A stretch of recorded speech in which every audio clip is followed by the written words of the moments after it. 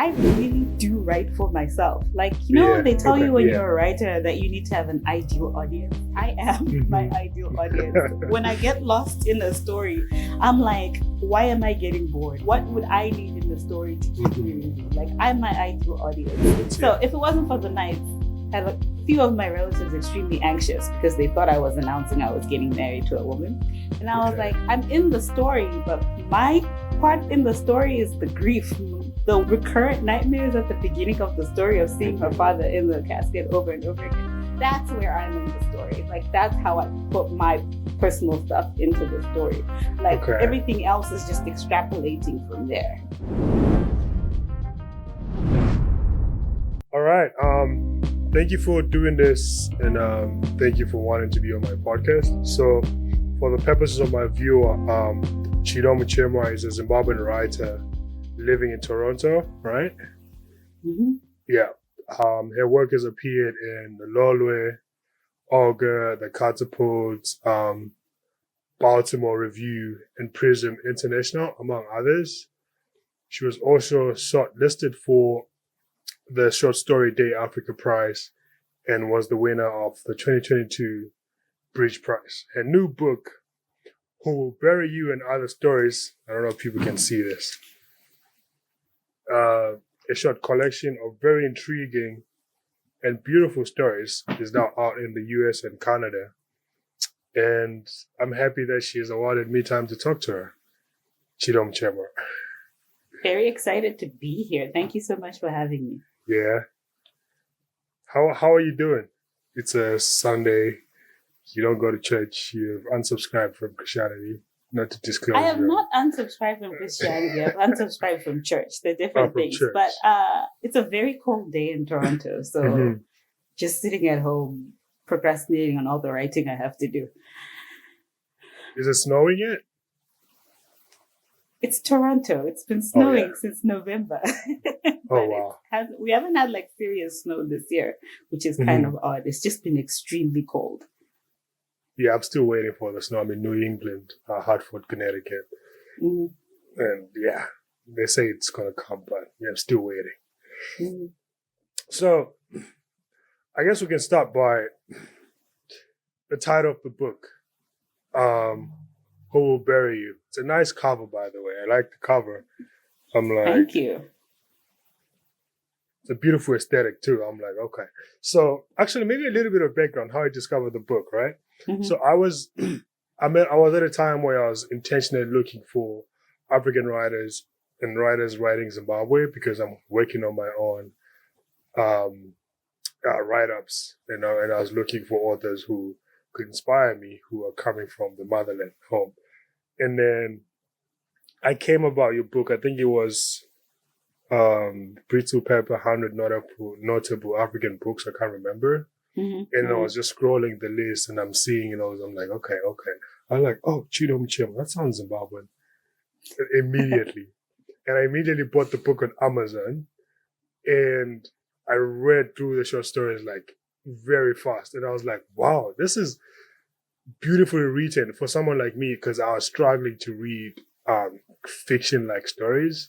Yeah, I'm usually a memoir guy, nonfiction. But then I have to write, and stories I want to write are kind of like fiction, personal essay. So it came at a time when I was trying to look for that. So I was like, this is what I want to do. Basically, this is what I want to do with my writing. So it came at a very perfect time, and that's how I discovered the book. But so the title, Who Will Bury You? How does it come about? Like it's a recurring title in the book. Like it's a question sometimes. Sometimes it's a thought. It's come about like many a time. I'm like, okay, this is beautiful. How does the title come about? So it comes from the title story, Who Will Bury You, right? And the story, Who Will Bury You, is about being in your 30s and your parents being like, when are you going to get married? Yeah. I've had many conversations with like friends who are the same age as me, and they ask in different ways. The question isn't always who will bury you, but they keep asking like, what is the plan here? Who's going to take care of you if you don't get married soon? So that was where I started thinking about who will bury you. But then in 2020, it was actually just after that story was published, my dad died. and I started going back to the stories I'd written before. And I'd realized that through all the stories, there was this anxiety that my parent would die and I wouldn't be able to go home and bury them. Okay. And which was why I kept asking the question, who will bury you? And once I identified that this was a recurrent anxiety, I was able to start bringing together the stories I already had and start writing new stories that were all asking different questions. Who will bury you? Wow. How much of you is in these stories? Because you're saying your dad had died. So I'm like, that's a question I had. I was like, how much of you is in the stories?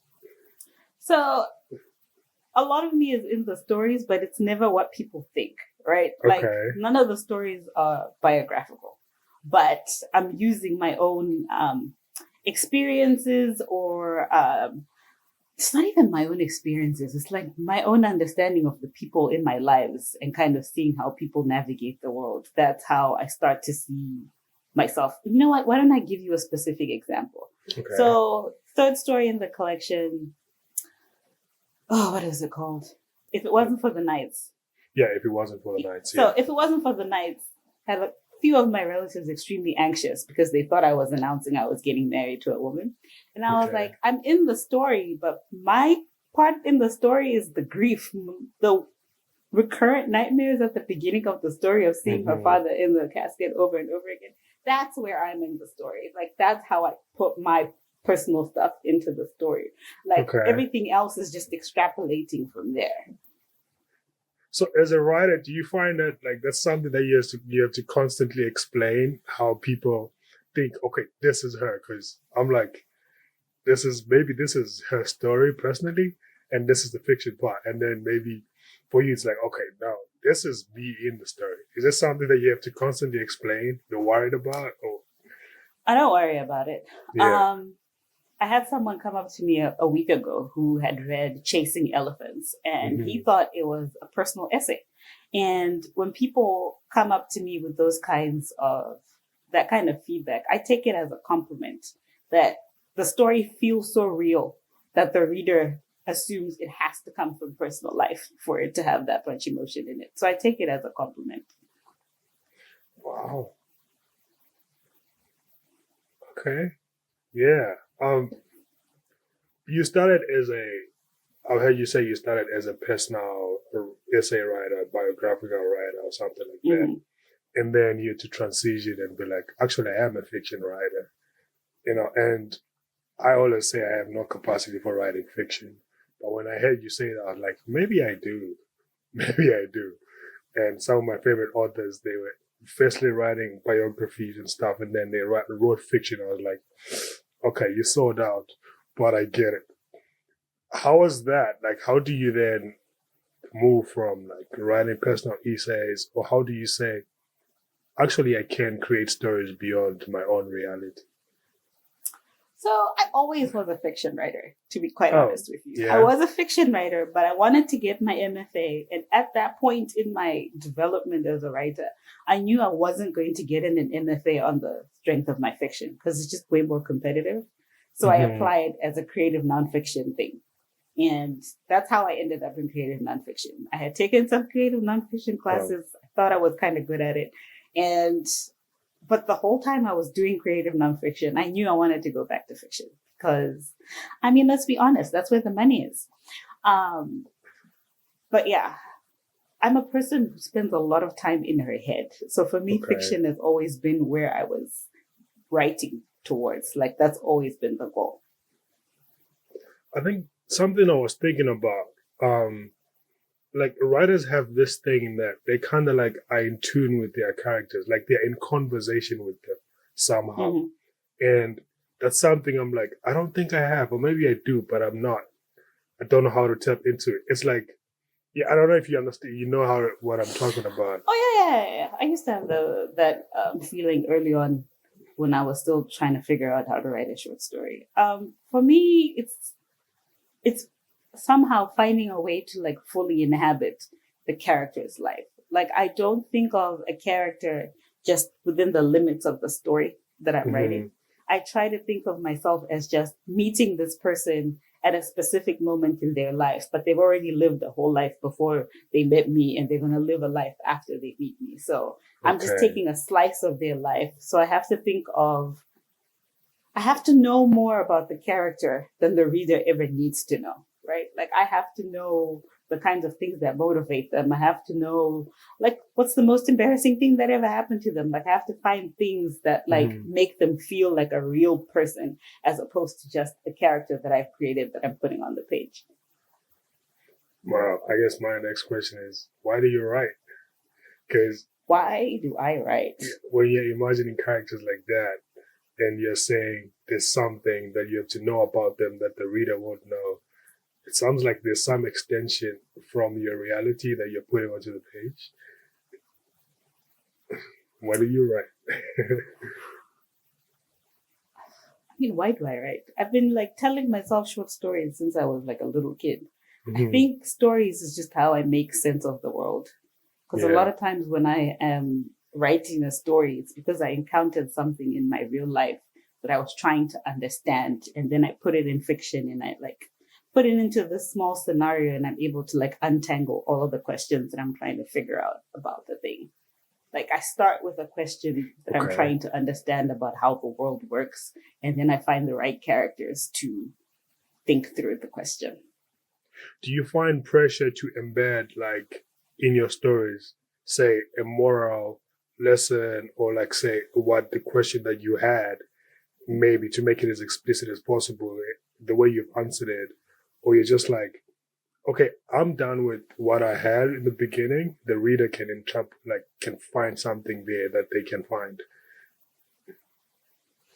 I don't think I write stories with a moral lesson, right? Like, for me, I feel like once I have finished the story, like once the editor signs off on the story no longer belongs to me. Like, the reader gets to do what they want to do with it, and they get to understand what they want to understand from the story. Like, I really do write for myself. Like, they tell you when you're a writer that you need to have an ideal audience. I am my ideal audience.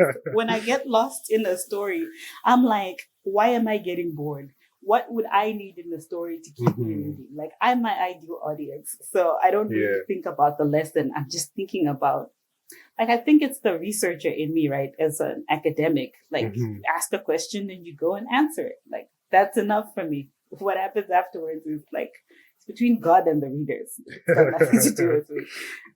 Yeah, my next question was going to be like, do you have an ideal? Because some people be like, there should be one person you're writing for, like an ideal, like reader that you're writing for, maybe ideal audience. But I guess you've answered that. I mean, I have another answer, which is the other person I write for. The second person I write for, once I've like written for myself, is my sister. Because my sister is a voracious reader. She's the only person I know who reads more than I do. So she has very good sense of what makes a story work, what doesn't make a story work. And she doesn't read literary fiction. So for a story that I write to work for her, it means it's really working because she's not the primary audience for it. So yeah, I write for myself, but I also write for my sister, because I think if I sold a book and nobody bought a copy, but my sister was like, I loved it, that would be enough for me. Like, that would still be enough. That's a very low bar, but it works. It works. Oh, wow, that's pretty cool. The main question, the first question in the book, like, which you're talking about a little bit, the question on, people are now 30 years, friends are pressured to get married and stuff like that. Like, I remember I submitted a story for like Brittle Paper, and one of the things I was writing about is like, I've never spoken to my grandmother about getting married. Never. But now I'm in America, I'm done with school, I'm working. She's like, oh, we hope you come back and see us, we want to see Malugaza and all those things. I'm like, never in my life. She's always saying, pray, books, go to school. But I'm finding that people around me, that's like something they're always asking. And then you talk about it greatly also with Mayim Fundisi putting pressure on her daughter and stuff like that. Because it's a reality that's there, right? Because it's like also in the second story, there's the girl is migrating, right? So I'm trying to understand is there a story that can be overdone in terms of writing it, or it's like there is no limit to whatever you can write. Like saying, okay, it's a common experience, but you can still write about it. Or is it some, yeah.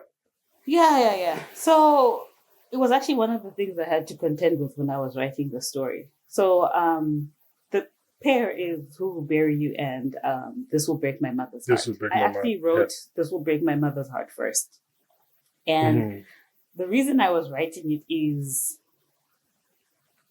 for whatever reason, I have a lot of single friends in Toronto, and they're all facing different levels of pressure from their parents about, why aren't you married? Why don't you have a kid? There was a moment where I realized in the past, people would be like, oh, you're the example. People should strive to be like you. Like, let's say, for example, people are telling their kids, oh, you should be like Chido. You should wait to get married. You should finish your education. And then you turn 28 and all of a sudden you've become a cautionary tale. People are like, oh, if you do too much schooling, you're going to end up alone like this person, right? And I was surrounded by women who were encountering the same thing.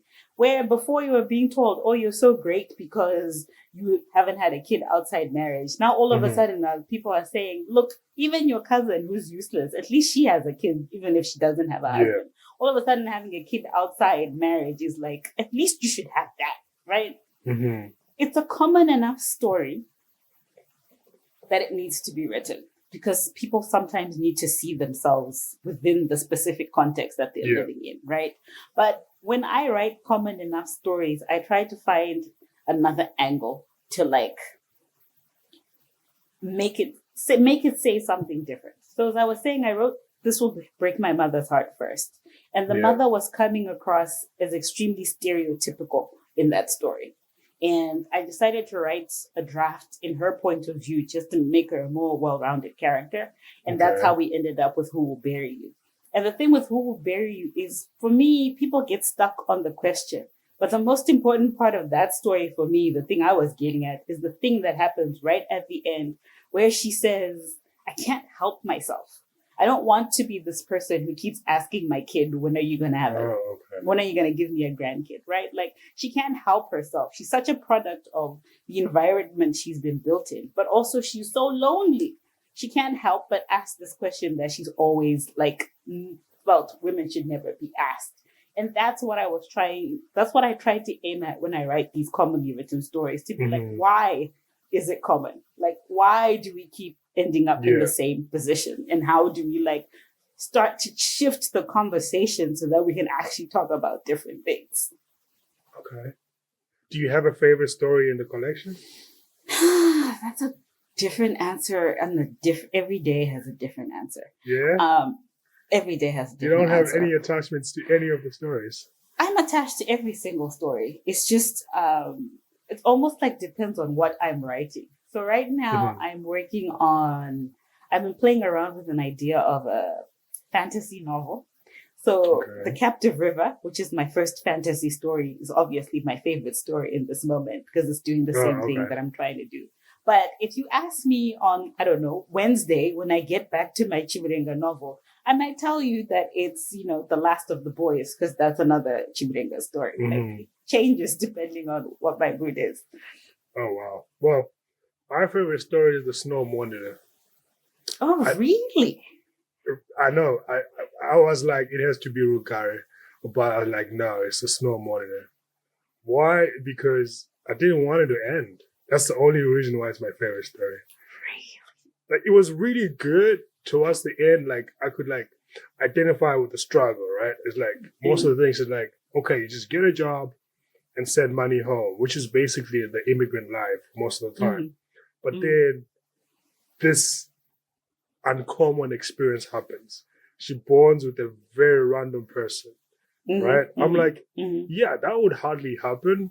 And initially, this person is not trying to bond with, like, I'm not looking at you as someone I'm trying to bond with. I'm like, you're one of those wealthy people who have no care for, like, the workers. And then next day she goes in, the other person is gone. I'm like, okay, where's my happy ending? I think the thing with me in that story is I can see what I was trying to do, and I can see like the gap between my abilities now and my abilities then. Because there's like a undercurrent of race going through that story that I just never do anything with. And if I were to rewrite that story, I'd address it directly. I wouldn't be trying to be subtle with it. And I think that's why I never think of it as a favorite story, because every time I look at it, I'm like, oh, but I could have done this and I could have done that. Oh, wow. Because I think it's the second earliest of the stories published in that collection. Yeah. Yeah. And she sings for him. I'm like, yeah, no. This is an uncommon happening. There's so much weird stuff happening there. And if I had the ability at the time, I just didn't have the tools in my toolkit at the time to like fully unpack that. But now that you said it, I'm like, you know what? Maybe we need to go and revisit her story and like dig deeper into what is going on there. And the job is a snow monitor of all things. I'm like, yeah. The other thing that you write about is in the second part. I didn't want to get here immediately, but you write about, of course, This Will Break My Heart. So the girl meets another girl. You're writing about queer relationships in a sense, right? Mm-hmm.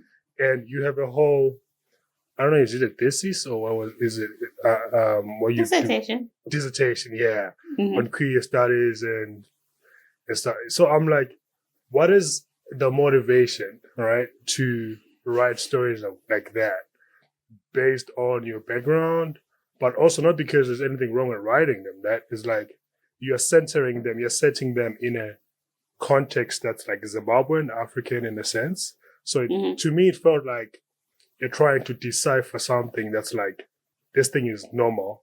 I'm putting it out there. So you should also view it as normal, as something like that. In this context, especially in an African context, given also that you did a dissertation about the underlying things or the existence of like those identities in an African setup.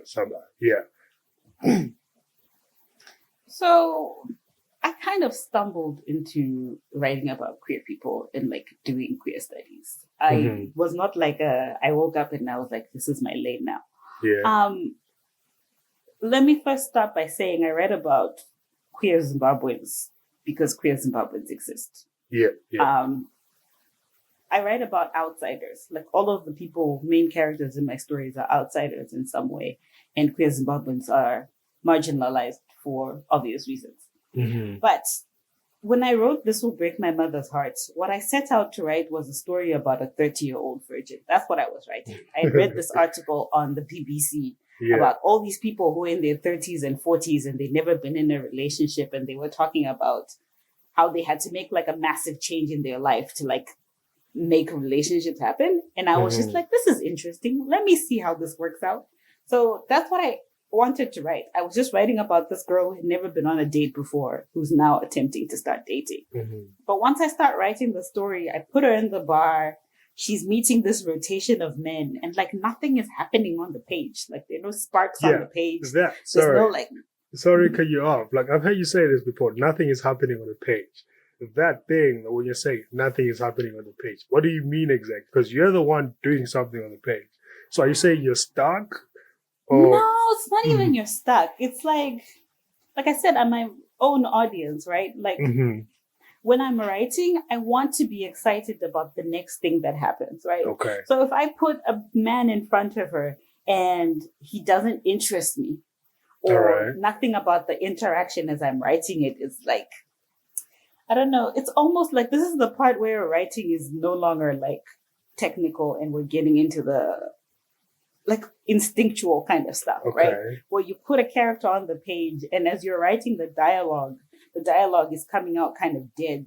As a writer, you're not inspired by the character who's in front of you. So you're like, no, let me try someone else who's going to inspire me. So that's what I was doing in that moment. I was trying to like make something happen so I could figure out how she gets to this dating thing. And all of these men were not working. So then I put a Zimbabwean woman in front of her. And the reason I put her in front of her was I just wanted them to commiserate about how terrible dating as a Zimbabwean woman in Toronto is. And there was something on the page. There was sparks on the page. And it's like, okay, let me dig deeper into this. And once I like start digging deeper, I was like, okay, maybe this is why she's never dated. Like maybe this is how you get to 29 years old without dating. You were gay, but you were in an environment that didn't allow you to admit it to yourself. Okay. But now you've moved to the other side of the world. You can be like, okay, maybe I'm not heterosexual. Maybe there's something else going on in my life. That's how I stumbled into gay stories. Wow. The character just led me there. I remember the first month I was writing that story, I couldn't breathe while I was writing the draft because I was like, what am I doing? I was way outside my comfort zone. But once it was written, I fully understood why it needed to be written. I couldn't think in that moment of a story featuring queer characters that was doing what I was doing. Like, a lot of times when you do queer stories with Africans, they tend to skip over the falling in love bit and move on to the contending with challenges in the world bit. Oh, okay. Right? Like, people don't get to just do warm and fuzzy, right? They're already straight to how am I going to get through life? And once I started writing that story, because I am who I am, I had to go and read, and I started doing research, which is how I ended up with my dissertation. But all of the stories I was encountering were sad stories about families breaking apart. And I just wanted a happy ending. I didn't get quite a happy ending. I got a okay ending. But once I started from the place where I said this mother is not going to abandon her daughter, it just opened up possibilities. And I just kept going. And everything just kind of snowballed from there. Like, that's how I started writing about queer characters. But once I was doing the research, the one thing I realized very quickly is our government has a habit of testing out controversial laws on queer people. And if the public doesn't push back enough on it, then it's going to be like extended to everybody else. So it's like, this is how oppression works. Oppression always starts with like a small group. And just because you don't identify with that group doesn't keep you safe, because it never stays with that one group. So whether it's targeting queer people, or it's targeting people from Matebele land, or it's targeting people who don't speak Shona, whatever starts with this one marginalized group is eventually going to come for all of us. So we need to fight for every marginalized group. Otherwise, we're all going to end up in the same marginalized kind of environment. And once I had that, I had to keep going. Well, that's an interesting perspective. It's a slippery slope, right? Oh, it's a slippery slope. Wow, interesting. In the next story, if it wasn't for the nights, the mother is stuck, couldn't go back home, right? Yes. And then they have a moment. Eventually, they're dancing. She's like, "This is how we used to do it." Cool. Can't remember the name of the place. Right? Kwamrambinda. Yeah, Kwamrambinda. Yeah. You know? So those are the small parts that I like. Like, I relate to a lot of the things, like those parts. But yeah, it's like an English book seasoned with Zimbabweans. But anyways, is that how you imagine acceptance for queer people from their families? Or is that how you imagine acceptance for queer people? It's like the mother's like, she struggles to say, I think it's the word lesbian. It's like, that's as close as she comes to saying the word lesbian. But also at the same time, they have this moment. She's like, okay, I don't understand it, but I'm here. And I'm not going to do anything about it. You're still my daughter and stuff like that. And then they have a moment they're dancing. Is that how you imagine it? It's like, I don't understand it, but I'm here. I don't know. I think that's as far as that particular character could get, right? Like, there are limitations. What I wanted was a happy ending, but when I wrote it, it didn't feel consistent with the character. Like, that was as far as I could get her. Like, that's as close to acceptance as she's going to get. What I was trying to get at with that specific story is a lot of times when you talk about coming out stories, regardless of context, people tend to talk about it all or nothing. Like, my parents immediately accepted me 100%, or they abandoned me and we never spoke again, right? People talk about it in there's no nuance. there's no nuance to it. Yeah. But if you actually read, because I go on Reddit for this kind of stuff, if you go and read people's like experiences, a lot of the times parents try to negotiate to reach some sort of understanding. There's like give or take, and before people get to the point of breaking. And that's what I was trying to explore, which is that what does that give or take look like? What does a woman whose religion is completely against this thing, what does it look like for her to try and figure out how to accept this thing? And what would it take for her to feel like she should try and negotiate this thing? Okay. I don't remember where the question started. But the question was like, is that how you imagine acceptance for... Oh, yes.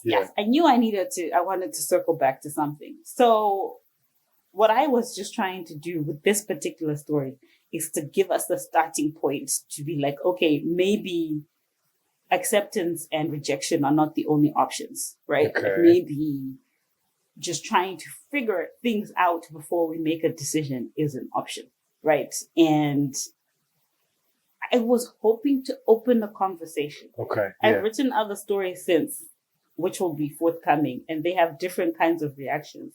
What I'm really trying to break out of is this singular idea of how African parents react to their kids being queer. I feel like there are multiple stories, and I want to write different kinds of stories. Okay. Yeah. That's interesting. Because in my mind, I thought that's like, I was like, I'd never encountered it like this, because I was like, this is a position that I've never thought about. And I'd assume this is what maybe you imagine as acceptance, because I was like, it kind of works in that context. It kind of worked. I'm like, this is a happy ending. And like, in some sense. The thing I was thinking about is some parents are completely against the idea of their kids marrying outside their race. So like, your daughter shows up with a Chinese man, people are going to react in a similar way to the way they would react to their daughter showing up with another woman. Like, it's unacceptable in the same way. Yet they find a way to accept that their husband is married to someone who's not Zimbabwean. So if they can figure out how to do it with someone who's not Zimbabwean, I think they can figure out how to do it with someone who's the same sex as their child. Okay. They just need to decide they want to try. Yeah. In the way of saying, umuntu alar. I don't know the interpretation in Shona. I don't know. Yeah, I will not try. So basically, I don't know if you understand that, No, I do not. So basically, it means we don't throw away people. So it's mostly used when a girl child comes home and she's pregnant, and she's young. It's like, yeah, you're not going to disown her. She's still your child either way. Although you're going to be very angry and then she's going to go through some vilification. Hey, what are you doing? But at the end of the day, Mono Arasu, yeah, I think that's how you say it. Wow, I'm proud of myself for that one. Yeah. Then I don't know if I'm giving up a lot, because I read stories and I pick up themes from them. I pick up like, that's what I pick up mostly. I don't know if I'm giving out a lot, but that's what I that's how I look at it. There's another story, Wikington from Paradise. Paradise, yes. I think that's my second contender. It has a lot of undertones and unexplained things that you have to think for yourself and be like, okay, what is it referring to? But that part, my question for that part is like, what is his obsession with paradise? Like, there's a conflicting, there's this basic common thing that people move abroad, they come back, they don't long have a respect for culture. Like he says, cash power. They now have cash power, so they now accept themselves as bosses, even though they are younger, And him is like, there's a way we do things here, so you can't just come here and impose your will because you've gone abroad and now you have money. And it feels like that's his happy place in a sense, even though it's like it's a graveyard, right? So I'm trying, what is his obsession with? If there's anything there, or what is his story in just like in a little bit? Yeah. So for me, Paradise. So first of all, I wrote Paradise because I spend a lot of time in Paradise myself because my mother comes from Marundera. So a lot of my uncles are buried in Paradise. Every time I go home, I walk through Paradise and my mom is like showing me where her brothers are buried. And then she shows me where like all the people who died while I was gone are. And I was just thinking, how many times has she done this, right? She must have some sort of routine because every time someone comes, she shows them where everybody's buried. So that's why I started with Wiki. But once I got Wiki's obsession with the cemetery is because he's homeless. Like, it's as simple as he's homeless, right? He like lives with his friends and he has to like contend with the wives kicking him out. The story never comes out and says Wiki is homeless, but Wiki is homeless. He has nowhere to spend his days. So he spends them at the cemetery because that's where his brothers are and no one kicks you out of the cemetery. Like, everything else he says about what the cemetery can mean to him, it's just a material reality that he has nowhere else to be. Wow, I never thought about that. Because I just thought he moves from his house and then he doesn't want to stay at the house. Because I've been in situations where you're like, you don't want to, there's someone who's bothering you, you'd rather be somewhere, just come back and eat and sleep and then leave the following. But now that you're saying it, I'm like, he actually is homeless. Yeah, because this thing about, I noticed it a lot after the AIDS. Like, once we had a handle on the AIDS pandemic and people weren't just dropping like flies, that there were all these people in their like early 20s, mid 20s, late 20s who had nowhere to go because their parents were dead and their siblings were dead and they had no money. So they kind of just hop from one relative to the next and they'll stay for like 3 nights until someone kicks them out. They'll stay for like a week. They're technically homeless. You just don't notice because they're like doing the Zimbabwean version of couch surfing. Okay. But like, if you're couch surfing, Marundera is not like Harare, right? Like Marundera is small. Even if you're a person who does deals, there's a limit to how many deals you can do in a day because there's a limit to the number of people in the place. Yeah. So at some point, you're going to have time on your hands and you need to have somewhere to go. And Wiki goes to the cemetery because that's the only place he knows no one's going to kick him out. He's actually quite a depressing character. I found him fascinating. Like, I was really fascinated because I admire people who have a rich history of something. My grandfather had a rich history of almost a lot of stuff. So for him, it was the cemetery. And I admire the fact that he is still attached to that culture. And I hated the fact that people come from abroad and want to impose some stuff on him. Which is like that tug of war between the diaspora and people who are home. And I'm sure I have uncles who are home. And even though sometimes they can't connect because of, not having been abroad, I'm like, don't disrespect them. So I connected to him a lot and I admired him. Which is weird. I have to talk about this one. Magic and mermaids. Yes. I grew up believing in mermaids, juzu, all that stuff, right? Do you believe they exist? Oh, completely. Really? I think the important thing to know about me is I am a regular reader of the Kwayenza newspaper, and I believe everything Kwayenza publishes. Like, that's where I'm at. Does it still exist? Is it still there, that newspaper? Oh, the Kwayenza is still very much there. Oh, wow. And it is still, like, if I want to write a story that features, like, for example, I have a story about Chikwambo coming out in like a couple of weeks. I want to write a story about Chikwambo. I'm going to need Kwayenza to be able to do the research, right? Like, where else am I going to find a good repository of information about how does a Chikwambo work or function? Yeah. Like, how do people use black magic in Zimbabwe? I need Kwayenza to get that. Kwayenza is still very much existing. Wow. I need to look for it. There's an article, I don't know if you've ever read it. I can't remember who it by. Article that says how to write about Africa. Yeah, I'm sure you've read it. It's like, I'm thinking, do you think there's still that element that the author was talking about, which is like, there's a way the Western world would like interact with African stories, and if it doesn't have like the character of magic or like Njuzu or Chikwambos or the typical Chinua Achebe stories, it's not termed an African story. Have you encountered that? I mean, it's gonna take a while for that to go away. Until we're like publishing our own stories. Anytime you try to publish with a Western story, it's a negotiation every single time.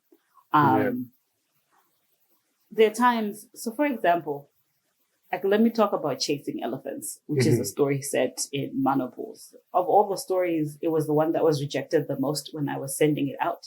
And I knew that the reason it was being rejected, it was nothing to do with quality, but that they didn't understand the kind of father-daughter relationship that I was trying to describe, right? Like, if I plop that story in front of any Zimbabwean girl, she knows what I'm trying to say about how awkward it can be, because our culture has put up this barrier between fathers and daughters. But if I put it to an American editor, he's like, why are they so cold? I need you to like warm the relationship. I need this and that's not even, we haven't even like gotten to like writing about things they don't expect Africans to do.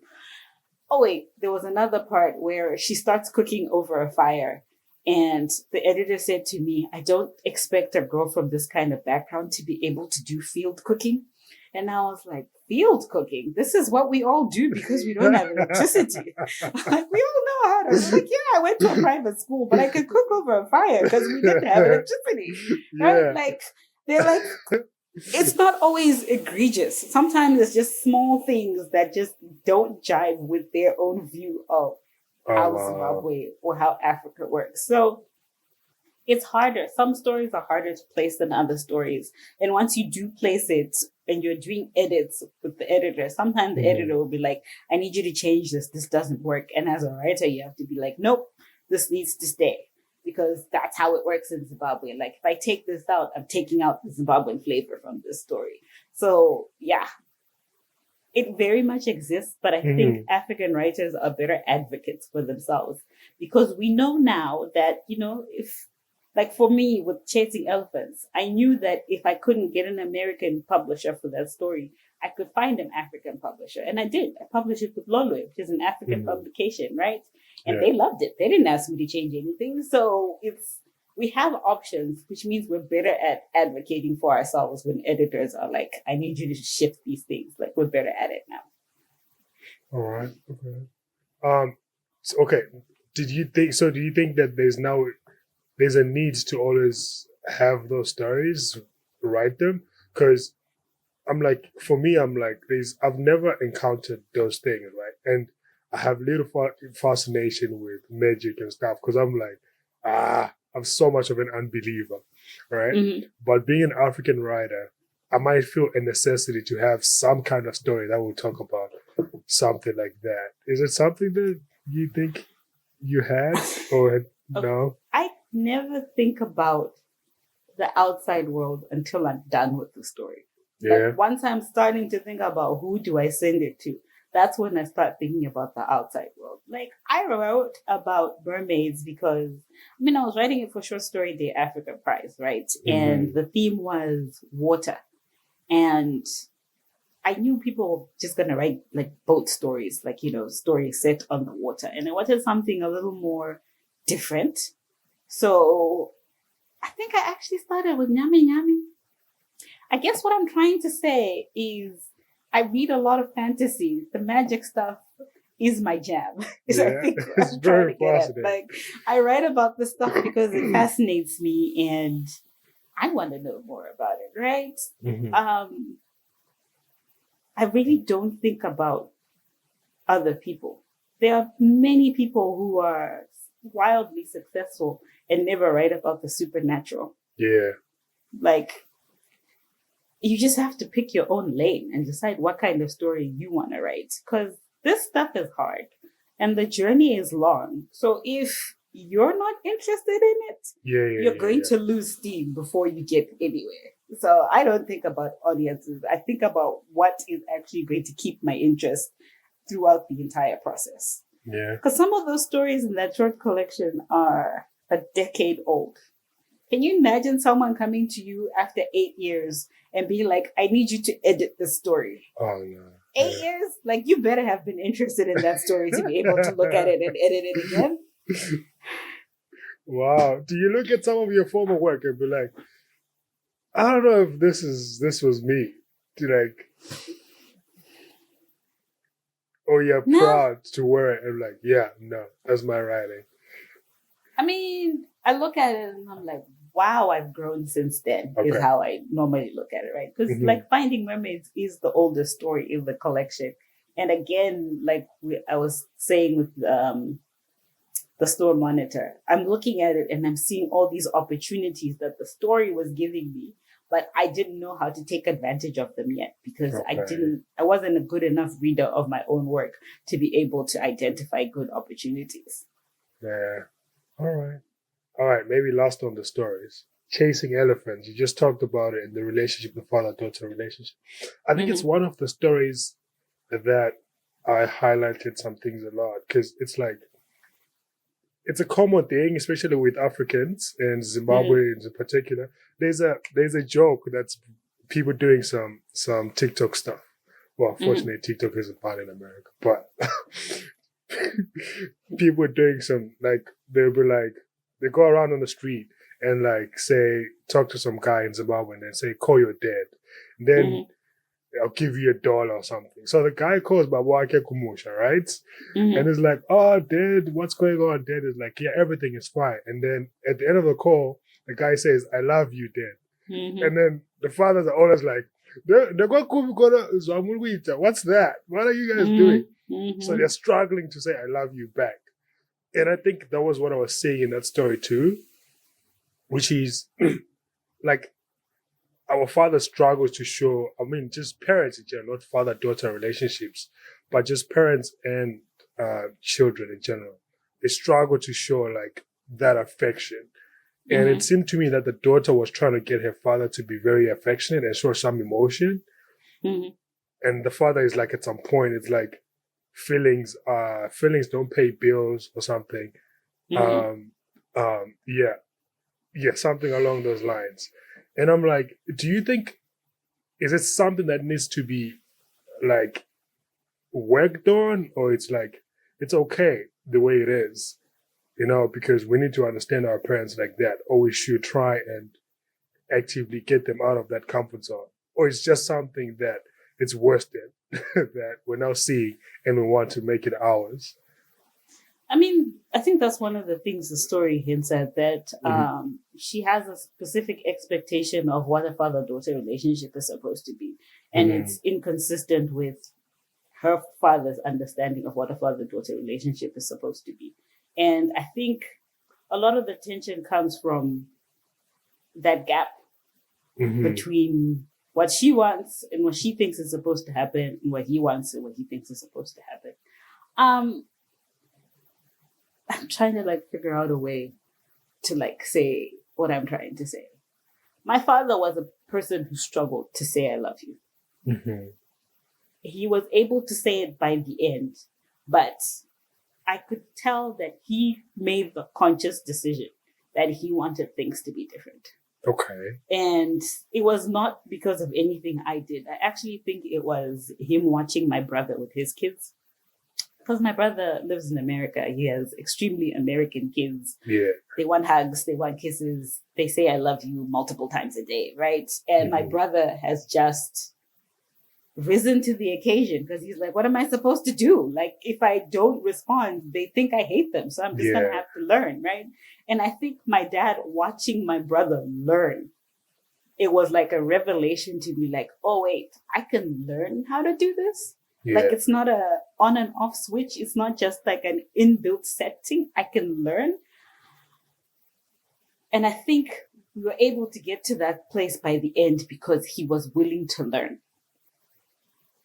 I don't know how else to like talk about this. Like, it requires both sides to understand where the other person is starting from.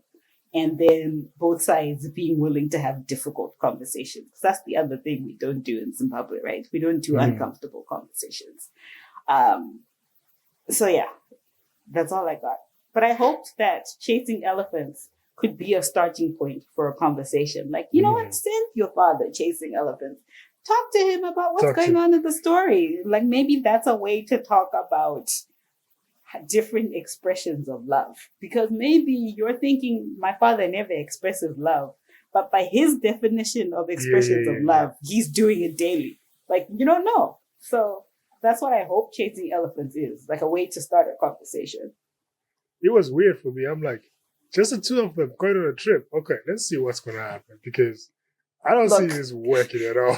It was a bizarre story to write. I swear, the first time I sent it to workshop, one of the people was convinced that they were a sugar daddy and sugar baby. Like, that's how that ended up in the story because someone completely misread it. And I was like, well, that's not what I was attempting to do. But it's like a thing that shows you how this kind of story reads to a Western audience, right? Because it doesn't look like what father-daughter relationships are supposed to look like. But it was I appreciated writing that story and I appreciated talking to my dad as I wrote that story. Yeah. So that was one of the things that my father and I, talking about finding ways to express love. Like my father and I found a way to have conversations regularly and it was about my writing. Because I want to write a story about monopools. I send him a text message at 3 a.m. He calls me back and we start talking about the history of monopools and all of this interesting stuff about monopools. So I think a lot of people find that story therapeutic because it clarifies something that they've always felt but have never actually gotten around to putting in words. Yeah, like my mother also was like that. There's a time when she was like, no, because my mother, right, came to America and then I followed, but she had kids in America. So now I'm here. There's my brothers who were born in America. So I understand not being told I love you. I'm like, I'm all right. I'm moving along with life. And then she says to me one time, no, those kids know that I love them, right? She's talking about my brothers. So because I'm like, yeah, I guess they do. But I understand that, hey, I know you love us because you pay for our school fees, you send us stuff, you care for us. To me, that's the definition of it from their point of view.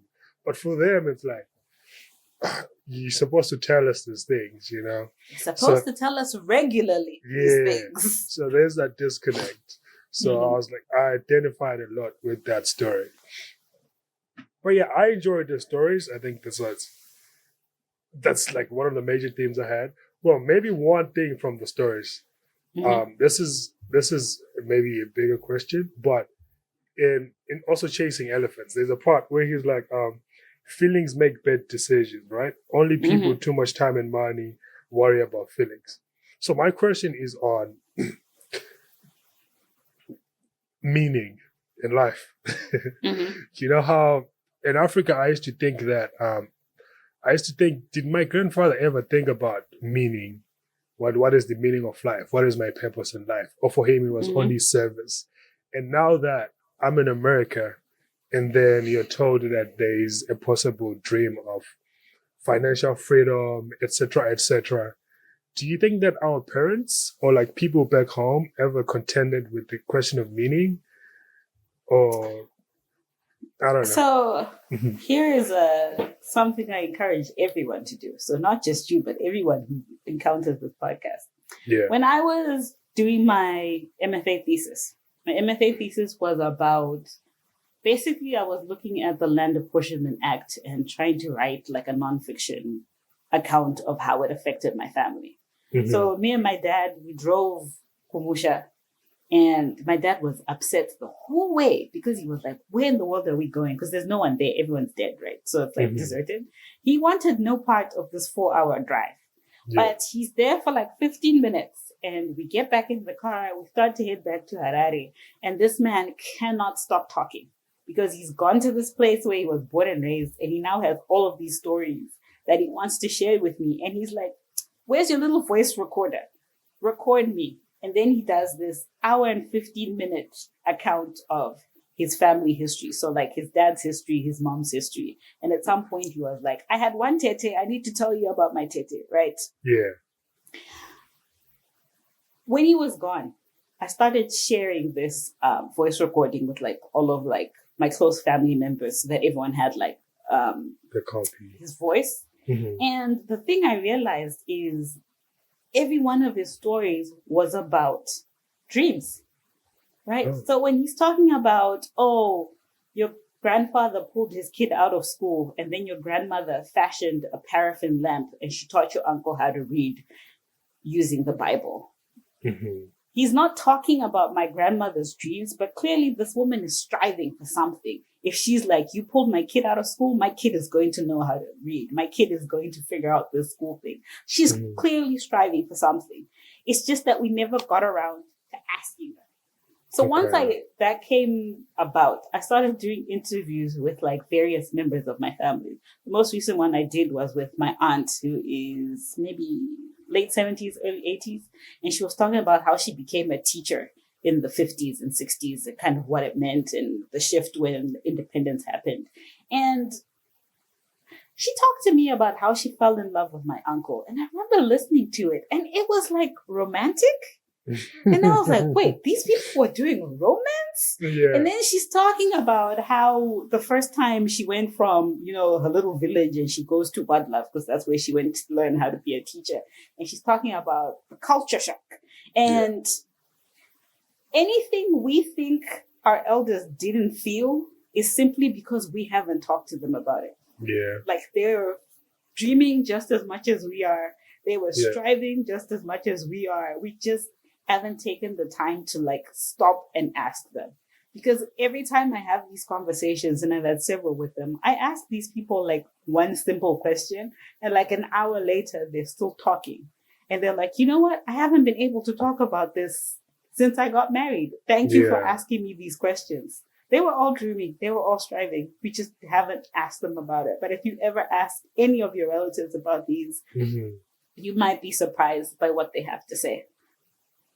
Wow. That is interesting. Mind blown.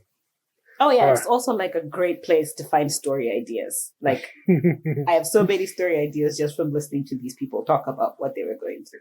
Yeah. Oh, that is beautiful.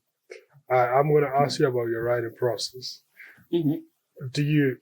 How do you write? Do you have a routine? Like maybe wake up at like 5 a.m. in the morning, cup of coffee, do your ritual, then, or it's just, I don't believe in rituals. I don't believe in like, I know people have like their favorite chair and their favorite pen and all of that. No. This is work. When it's time for work, I sit down and I do the work. For me, I'm a person who, if I stop writing, it takes me a long time to get back to writing. So I just never give myself the opportunity to stop. So I write 5 days a week. I sit for 1 hour, 750 words is the goal in that 1 hour. Oh, wow. So 5 days a week, usually Sunday to Thursday are the days I do my 750 words. It means that there's always something in the pipeline. Like you always have a story at the back of your head. Multiple stories, because if you're writing every single day, some days you're going to look at a story and be like, I don't feel like doing this story.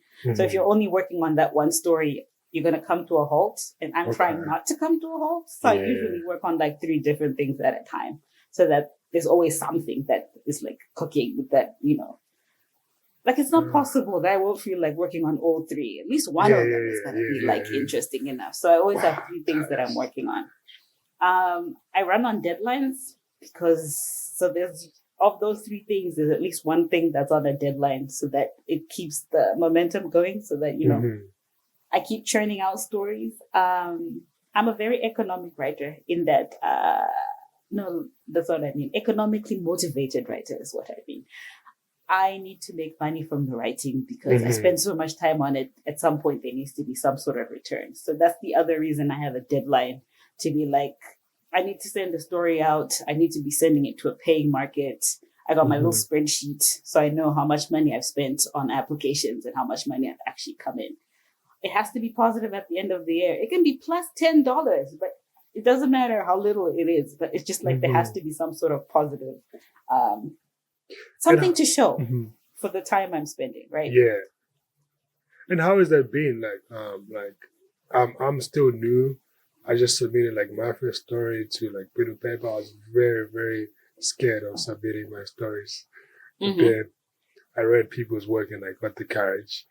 But like, how is it like sending to publishers or magazines? How do you choose? How do you pick the criteria? And, the sustenance level or return from those? So I don't send to markets that don't pay. Okay. So that like cuts out like 70% of the markets out there, right? I don't pay to markets that don't pay.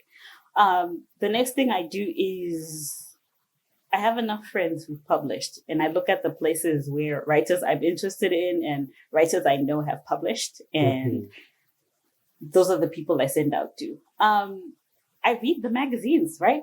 All of them usually have like a sample issue. So if you read the sample issue, you can see whether it's the kind of venue that's going to be interested in your work or not. One thing I've discovered for me personally is it's easier for me to win a contest than to place a story straight. Oh, okay. Because the thing is, when you're trying to place a story straight with a magazine, and it's a magazine that pays, it's a very competitive market. And if your story is a little longer, they're going to be like, oh, I don't actually have space for it. Oh, it doesn't fit the theme that the other stories in the issue are. Like all sorts of other considerations come into it. Whereas if it's a contest, it's just like, is the story good? So I try to balance between sending out to publications, but also sending out to contests. I encourage people to send out to contests. The contests tend to cost a little more to actually submit. But if you know your stuff is good, you should submit because you're going to get more money. Right? Like contests are going to pay you a lot more than most journals are. But yeah, if you know a writer who is on the path that you're trying to be on, you just look at where they've published. And that's always a good template to figure out where's a good place to publish. Do you have people read your work before you send it out, like peers and stuff? I have a writing group here in Toronto with 4 other Africans. They're all East Africans, and they let the Southern African in, for which I'm eternally grateful. So that's one writing group. At least once a year, I sign up for like a workshop, because one of the hard things when you're writing and you're doing something else is figuring out a way to keep the writing close, like to keep it like at the forefront. Because like when I was writing my dissertation, there were a lot of other pressing things that were happening. But if you have a workshop that's forcing you to sit down once a week for 2 hours to talk about writing, it helps you keep the momentum. So I tend to sign up for one workshop a year.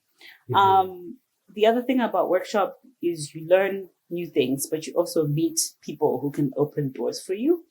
And a lot of these workshops have scholarship spots. So I went to like one every year. Most of the workshops I've been in, I didn't pay for them because they had a scholarship spot. And a lot of times the scholarship spot is simply just applying. They're not even looking for brilliance. They're just looking for willingness. So if you research workshops online or in person, you can find workshops that'll help you out. But yeah. And do you have a specific criteria for what workshops you're looking for? Or is it just like writing workshops? Do I have a specific criteria? I look for workshops that are teaching the thing I'm trying to figure out, pretty much, right? So I did a Lolwe workshop, and it was on world building, because I was trying to figure out world building in my fantasy. But it actually is very useful because we do world building in straight fiction as well. We just don't talk about it as world building.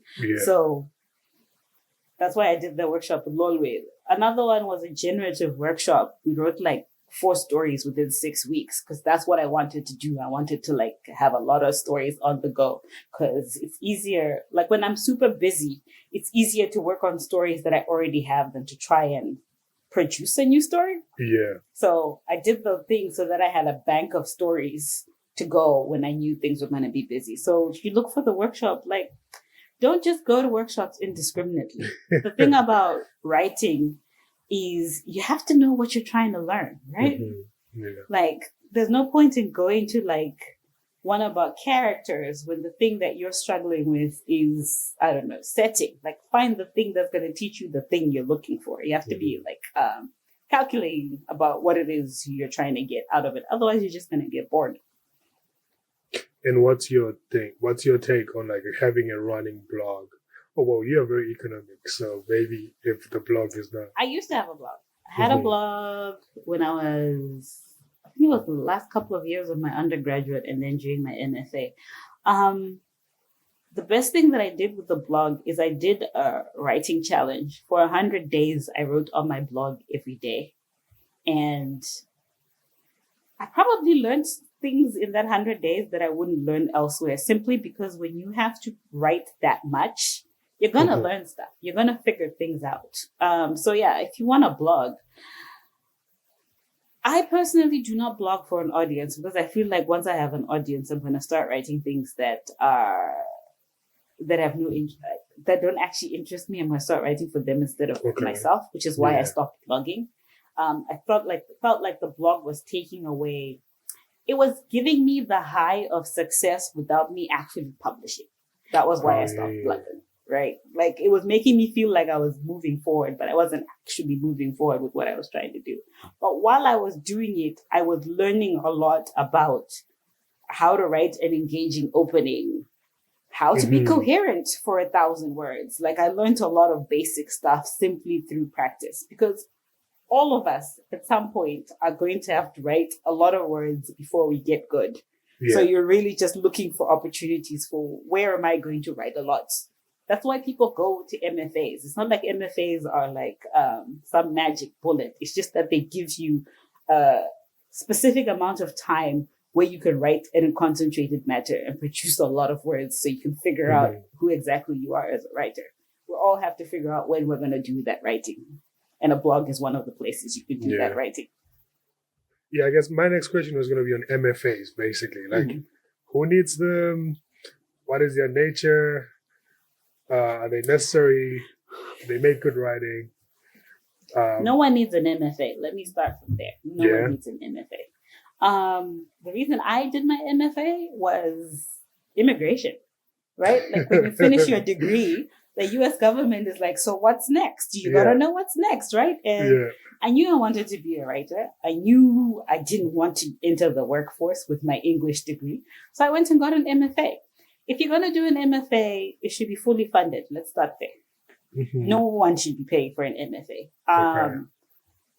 The economic returns of an MFA are so low, you can't justify paying for one. Like, if you're going to do an MFA, you got to do it fully funded. I did my MFA in Wyoming, of all places. I was extremely miserable in those 2 years. But what I can tell you is when I started the MFA, I felt like I wanted to be a writer. When I left the MFA, I felt like I was a writer. I learned a lot about the business. I learned a lot about what kind of writer I was. Workshop experience for me was illuminating because when you write in a workshop and you have like specific number of people and you're like writing for the same audience, after a while, that audience starts to affect the kinds of stories you write, right? Because sometimes you'd be like, oh, I want to put this thing in the story, but I know if I put it, people are going to like talk about it for 15 minutes at workshop. So let me just not put it in the story. You start filtering yourself. You start filtering yourself because you know the people who are going to read your work. So that's like the one thing to be mindful of in a workshop. But because I'm a stubborn person, having people tell me, oh, you should do it this way, you should do it that way, made it clear to me what it was I wanted to do. Because there were things they'll be like, you should do it this way. And I'll be like, oh, that's interesting. And then they'll be like, you should do it that way. And I'm like, no, this is completely opposite to what I want to do. So it helped me clarify what kind of writer I wanted to be and what kind of stories I wanted to tell. If you get the opportunity to attend a fully funded MFA, you should take it. But if the opportunity doesn't come, there are so many other places, free places, where you can learn all the things you learned in an MFA. Oh, okay. Oh, that's nice. Maybe lastly, what do you, because you What are your who are the people who inspire you? For me, I have Chido Muchemwa. It's someone who inspires me already, among others. But yeah, who are your greatest like reads? What do you consume? Do you consume any nonfiction, etc., etc.? I'm thinking. Let me start with the Zimbabwe. I'm a big Pet Nagapa fan. Okay. Like, you're talking about, you read my story and you're like, oh, this is what I'm trying to do. That was me when I read Pet Nagapa's Elegy for Easterly. I like read it and I was like, oh wait, this is how I write Zimbabwean stories. And I don't have to be like, I don't have to describe things the way everyone's been describing them in workshop. I can do it in a very Zimbabwean way. So I love Pet Nagapa. Her historical novel, Out of Darkness, Shining Light. I remember I read that and I was like, you know what? Maybe historical fiction is where I'm trying to be. And like, that was when I wrote my first historical fiction story. And now I'm like, this is my lane. So Pet Nagapa helped me find my lane. So yeah, Pet Nagapa is a big inspiration for me. Jhumpa Lahiri is another writer I read a lot. I love her short stories. Whenever I think I'm like forgetting how to write a short story, because there's always a moment in any short story where you're like, I don't know what I'm doing. I always go back to Jhumpa Lahiri because I mean, she's the queen of the short story. She knows how to do that stuff. Yeah. So yeah. I actually don't read a lot of modern stuff. So I think that's where I'm going to stop because the only other person I would tell you is Agatha Christie, but I don't think you want me to tell you why I love Agatha Christie. Actually, I'm interested now. Okay, so I reread Agatha Christie all the time. There's like always an Agatha Christie on my like library card. The thing about Agatha Christie is she wrote a lot of novels in like 40 years, right?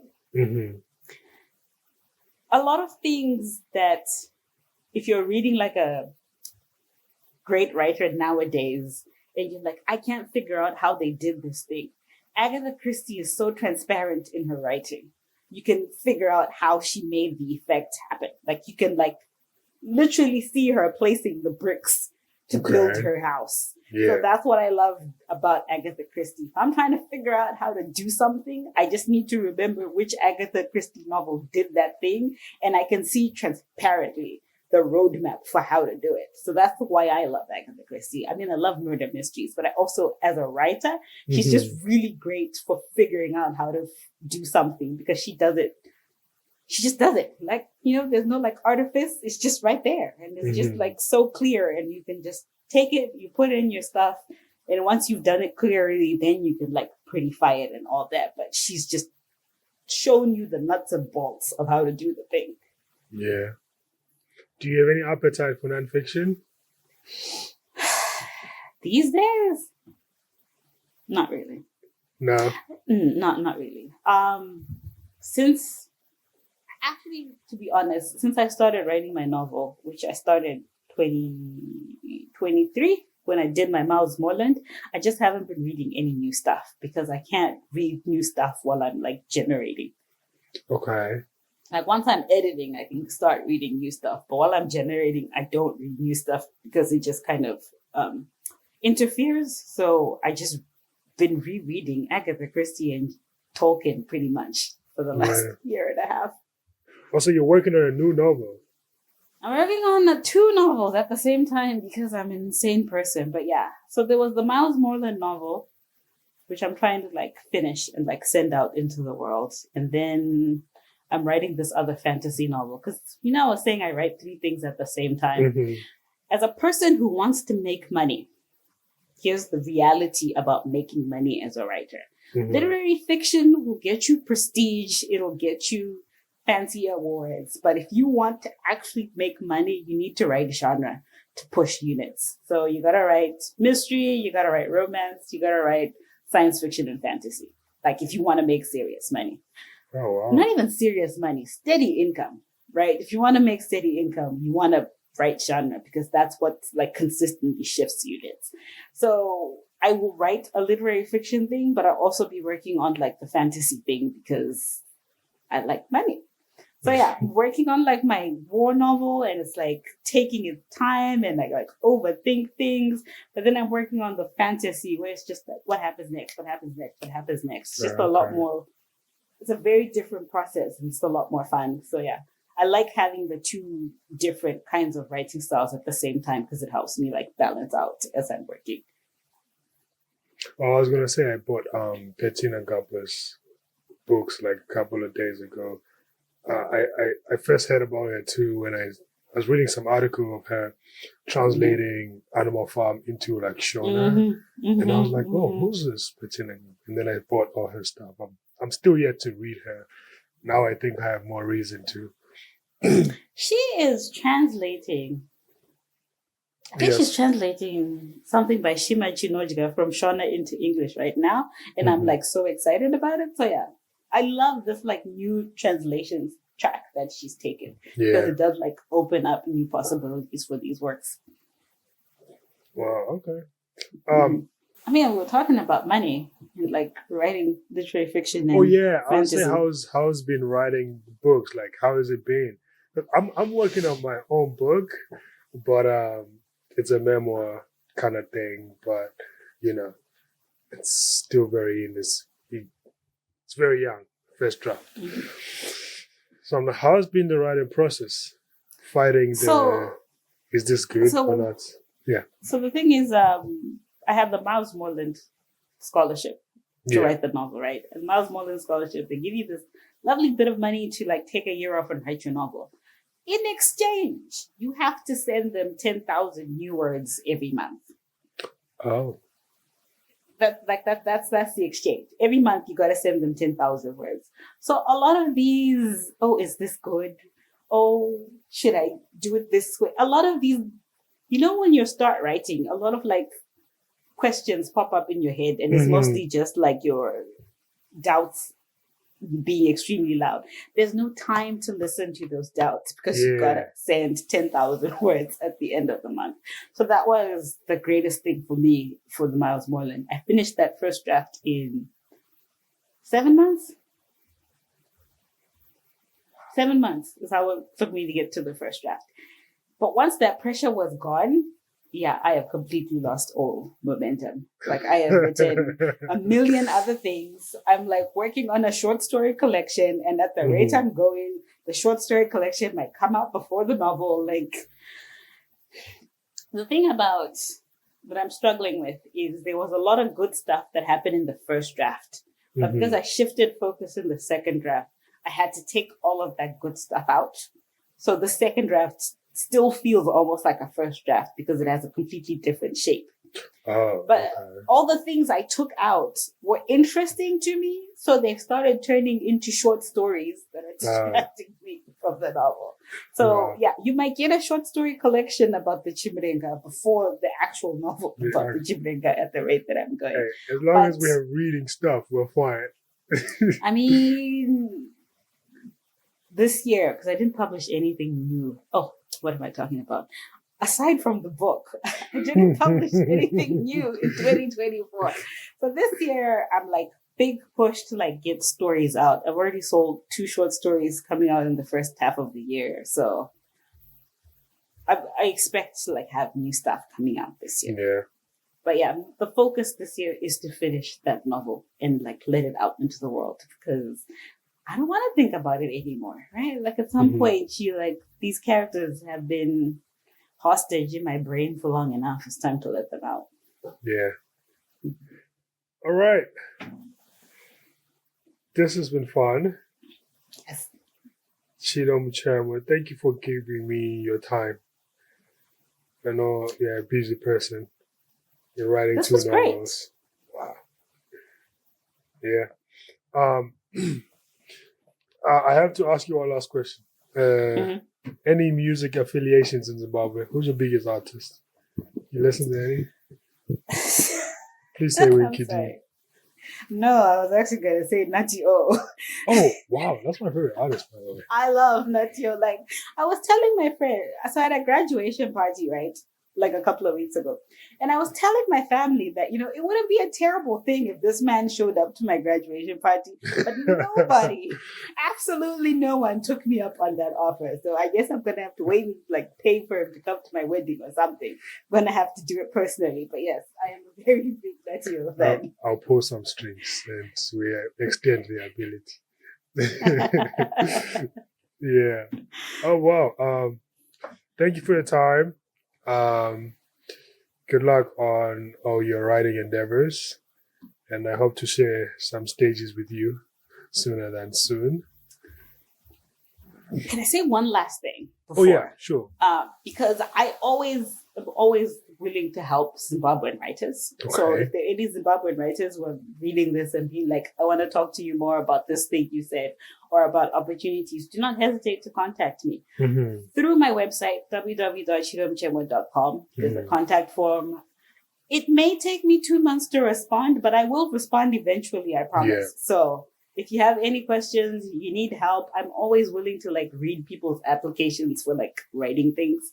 So yeah, if you're ever needing any advice about any of this, please feel free to contact me. I will contact you. Thank you very much. Yeah, okay. No, thank you very much. Do you have any, how you've now had a body of work and you've been writing for 10 years, people are going to always ask you for advice. Do you have any advice for young writers coming up? I mean, the only thing I would say is young writers tend to worry about everything but the writing. And the point is, if you're not writing, it doesn't matter what your social media presence is. It doesn't matter whether you have an agent or not. The only thing that matters is the work. So figure out how to do the writing. That's the only thing you got to figure out. Everything else falls into place afterwards. Just figure out how to do the writing. Beautiful. All right. Thank you for your time. Thank you for coming on the podcast. Thank you so much. This was great. All right. Chido Muchemwa, everybody. Who will bury you? I don't know if people can see this. Well, they can see it. I'll leave the link in the description below. And from the Pen and Pulse podcast, PM Club. Thank you very much. Peace.